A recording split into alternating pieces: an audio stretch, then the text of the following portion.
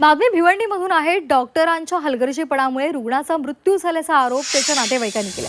रहानाळ गावात एका 35 वर्षीय नितीन वाघमारे यांच्या छातीमध्ये दुखू लागलं होतं आणि त्यामुळे त्यांना अंजूर फाटा रुग्णालयात दाखल करण्यात आलं. मात्र उपचारादरम्यान त्यांचा मृत्यू झाला. डॉक्टरांच्या हलगर्जीपणामुळे रुग्णाचा मृत्यू झाल्याचा आरोप त्याच्या नातेवाईकांनी केलाय आणि रुग्णालयात त्यांनी गोंधळ घातला. रुग्णालय प्रशासनावर कारवाई करावी अशी मागणी त्यांनी केली आहे.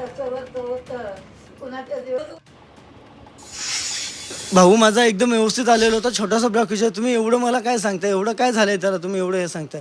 त्या आम्हाला व्यवस्थित त्याचं उत्तर देत नव्हत्या. ट्रीटमेंट काय झाली हे व्यवस्थित सांगत नव्हत्या.